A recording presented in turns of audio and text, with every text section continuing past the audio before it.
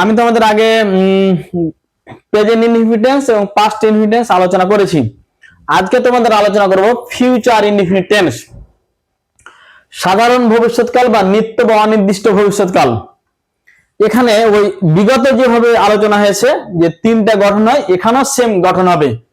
আমার তিনটা indefinite tense শেষ করার পর আমি তখন তিনটাকে একসাথে একটা ক্লাস নিব, গতকালকে না আগামীকালকে ক্লাস নিব।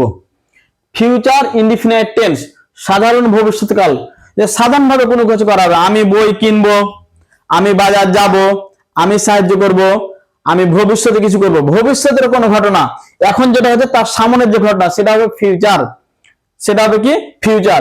এখানে একেবারে জটিলতা কম। আমাদের সংজ্ঞা হচ্ছে কি জেনারেল ভাবে যে কাজটা আমরা করব ভবিষ্যতে, তোমার ফিউচার প্ল্যান। আমরা অনেক সময় রচনা মানে এম ইন লাইফ, কি ডাক্তার হবো সবাই বলি, কেউ অন্য কিছু বলে না। ঠিক তাই সেরকম এখানে শুধু কি আমাদের সামনের কোনো কাজ হয় মানে শুধু ফিউচার হবে, শুধু কি হবে ফিউচার।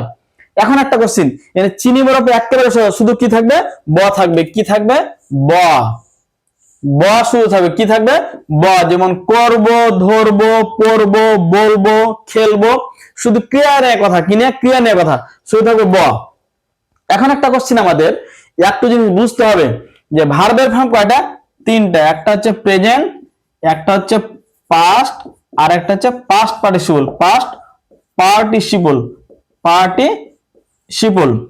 যেমন আমরা লিখি ইট, অ্যাট, ইটেন। এটা V1, এটা V2, এটা V3, তাই না? আমাদের এখানে সাপোজ আরো কিছু লিখি, গো, ওয়েন্ট, গন, সি, স, সিন। ক্লিয়ার? সিসে তিনটা ফর্ম পাই।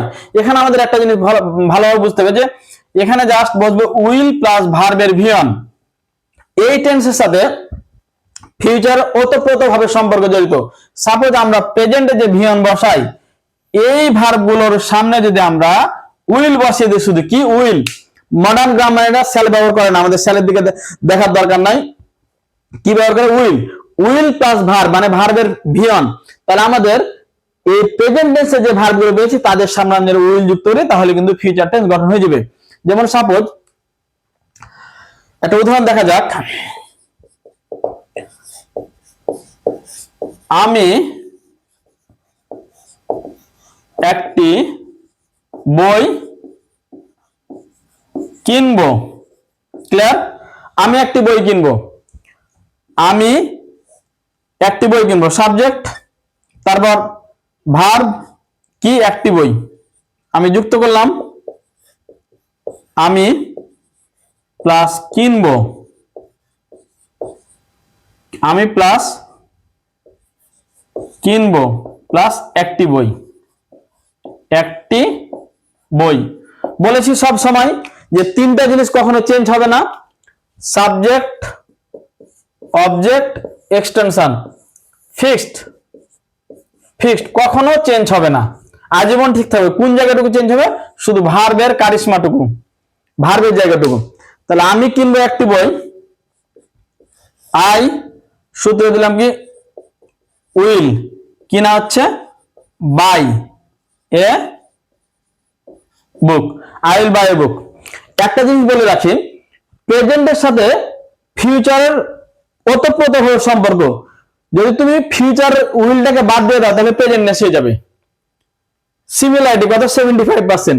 তখন সাবজেক্টগতভাবে পরিবর্তন হয়, সেটা আলাদা। আমি একটি বই কিনবো, ধরে নাও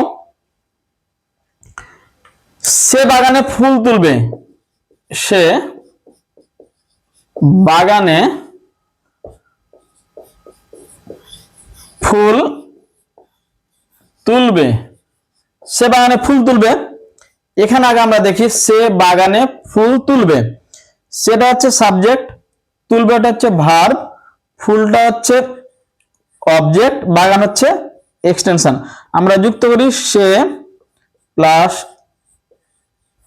তুলবে প্লাস ফুল প্লাস বাগানে। তাহলে কি হলো? হি সূত্রে দিলাম কি উইল তুলার ইংলিশ কি? প্লাক। PLUCK pluck. ফ্লাওয়ার্স মানে ফুল, বাগানে, ইন দা গার্ডেন। ক্লিয়ার? তাহলে কোন অংশটুকু পরিবর্তন হচ্ছে? উইল প্লাস ভার্ব হচ্ছে, কি হচ্ছে? Will plus verb, will plus verb. Clear? Will plus verb হচ্ছে, কোনো জটিলতা কিছু নাই, সিম্পল। এখন ধরে নাও নেগেটিভ হয়ে যায়, তাহলে উইল এর পর কি হবে? নট হবে। উইল এর পর কি হবে? নট হবে। নেগেটিভের ক্ষেত্রে উইল এর পর কি হবে? নট হবে। যদি ইনডাইরেক্ট হয় তাহলে বলেছি যে সাহায্যের ভার্বটা কখন আসবে? সামনে চলে আসবে, সেটা বারবার বলেছি। ইনডাইরেক্ট হলে সাহায্যের ভার্বটা সামনে আসবে। সকল টেন্সের ক্ষেত্রে একই রুলস। এখন ধরে নাও আমি একটি বই কিনবো না, মনে করো বাক্য দিলাম এটা, আমি একটি বই কিনবো না, আমি একটি বই কিনবো না। যদি এই উদাহরণটা দিই, তাহলে আমি বলেছি যে আমার ট্রিক্সে আমি প্লাস কিনবো না প্লাস একটি বই, তাহলে শর্টকাট হিসাব কি হবে? উইল এর পর কি হবে? নট হবে। কি হবে এখানে? Not. Not. I will not buy a book, I will not buy a book. এটার ক্ষেত্রে সে বানানে ফুল তুলবে না, তাহলে he will not pluck flower. কোনো চেঞ্জ হয় না, অ্যাসার্টিভ গঠনটা জানলি ওকে। তাহলে আমাদের এখানে একটা ট্রিক্স হচ্ছে কি, ফিউচারের মতোই জাস্ট তার সামনে কি বসছে? উইল বসছে। জাস্ট তার সামনে কি বসছে? উইল। এটা তো আর কারো কোনো প্রবলেম থাকার কথা না। যতই বড় বাক্য হোক, তোমার খালি একটু সাবজেক্ট ভার্ব অবজেক্ট এক্সটেনশন বুঝবা, যুক্ত করলেই অনুবাদ হয়ে যাবে। আর আমি এই যে টেন্সটা শেষ করব, শেষ করার পর বেশ কিছু ভয়েসের ক্লাস হবে ন্যারেশনে, তারপর আমি নিজে দেখাবো যে 1 মাস বা 1.5 মাসের মধ্যে ইংলিশ প্যারা লেখা যায় কিনা। কারণ যত কিছু ধ্বংসের মূল সেটা হচ্ছে মেমোরাইজেশন, মুখস্থি করা হচ্ছে সবচেয়ে ধ্বংসের মূল। কোনো মুখস্থি করা যাবে না, জাস্ট বেসিক থাকবে, পরীক্ষাতে বসবা, যে আইটেম দিবে তার উপর ভিত্তি করে তুমি লিখবা। এটা হচ্ছে বেজ এবং strong preparation for all every student, and you have to follow my guideline. Understand? তাহলে এখানে এটা বুঝা গেল। এখন নেগেটিভ হলো। এখন ইন্টারমিডিয়েটে বলেছি যে আমি কি একটি বই কিনবো না, আমি কি একটি বই কিনবো, সেটা বলেছি কিনা সামনে নিব আমরা। They will not to own বলি ফর্মাল ইংলিশে, সেভাবে ব্যবহার করব। ক্লিয়ার? এখন আমরা এটা এর পরের স্টেপে যাচ্ছি।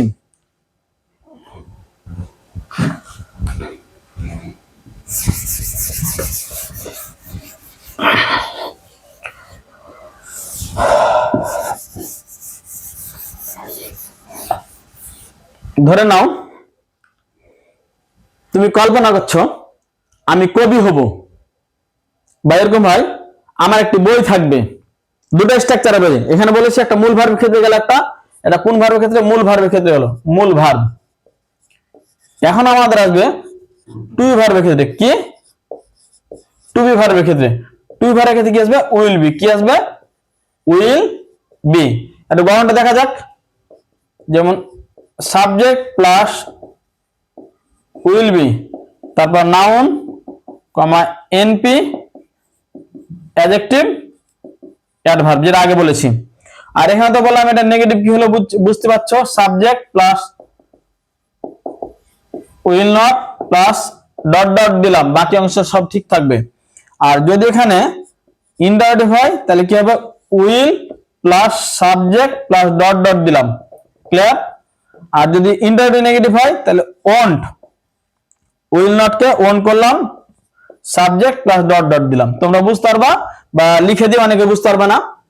তাহলে এনপি অ্যাডজেক্টিভ অ্যাডভার্ব। এখানে হবে কি? NP adjective adverb. এখানে এনপি অ্যাডজেক্টিভ অ্যাডভার্ব। ক্লিয়ার? এর একটা গঠন টু ভার্বের ক্ষেত্রে। আর একটা টু হ্যাভ এর ক্ষেত্রে হয় টু হ্যাভ, যেটা বলেছি এখানে টু হ্যাভ এর ক্ষেত্রে কিন্তু উইল বি করলাম, এই টেন্সের ক্ষেত্রে উইল হ্যাভ হবে। কি হবে? Will have. যেমন গঠনটা হবে কি? Subject plus will have plus noun comma adjective comma adverb. রুলসটা আসলে প্রযোজ্য হচ্ছে নাউনের ক্ষেত্রে আর অ্যাডভার্বের ক্ষেত্রে।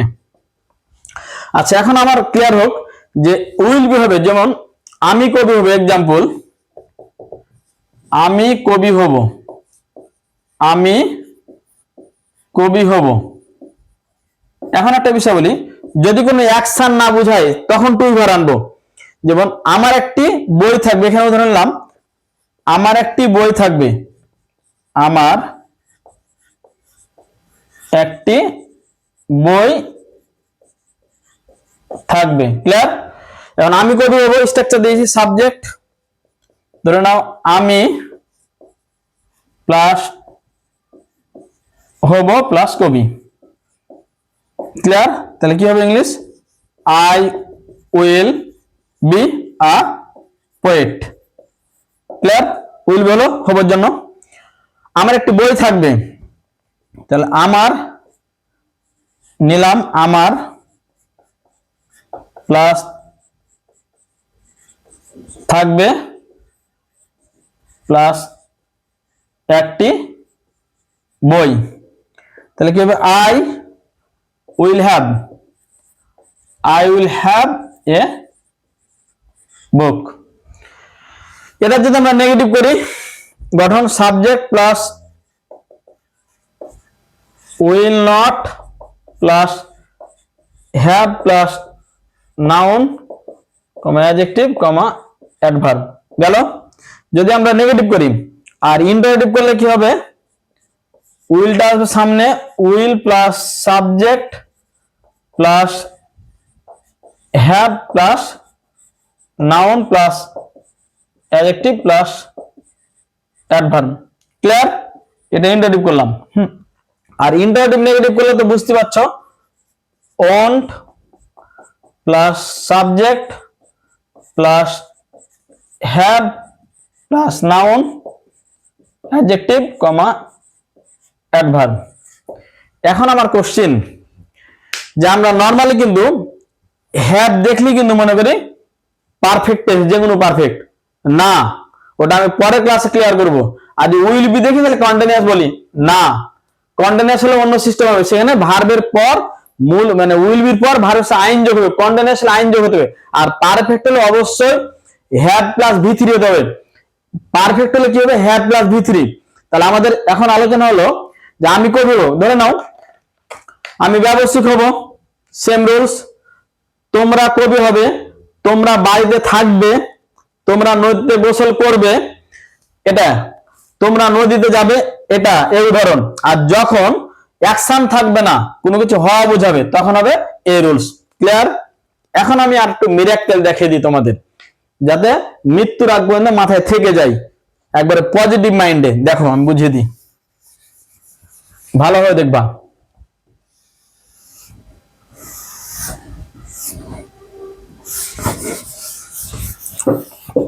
শর্টকাট, মনোযোগ সহকারে বুঝে, মাথায় যেন ঢুকে যায়, কবরে যাওয়ার আগ পর্যন্ত যেন মনে থাকে।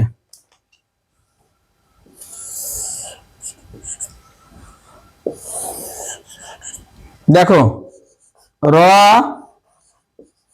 এর দের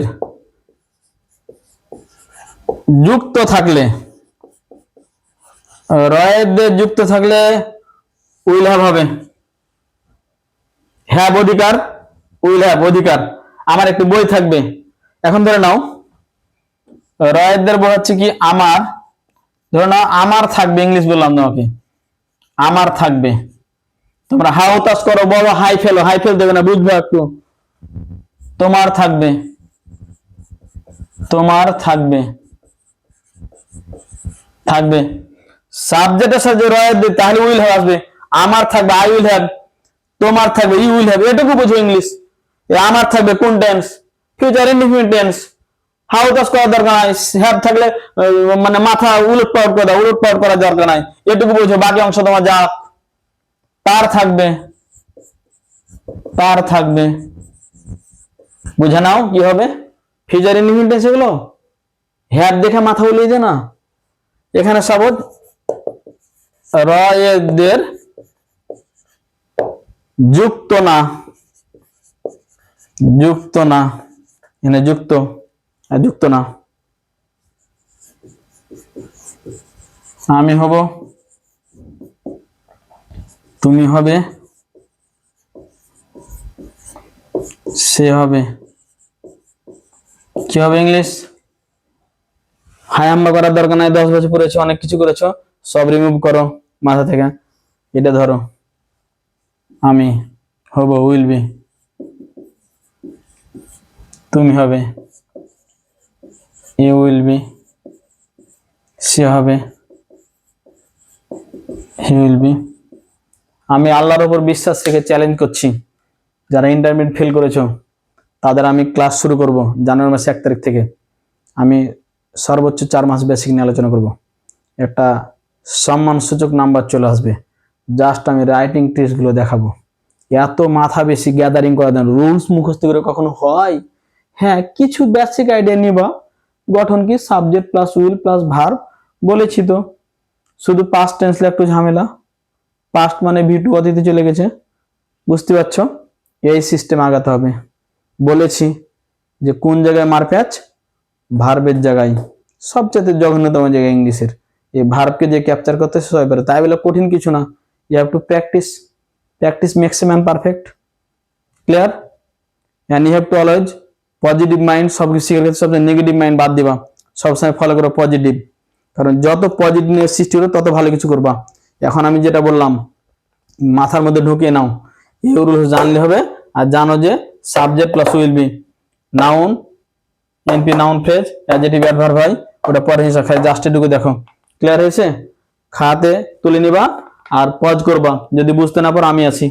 আর যদি কোনো কিছু দরকার হয় অবশ্যই কমেন্টে জানাবা। ভালো থেকো, আল্লাহ হাফিজ, গুড বাই।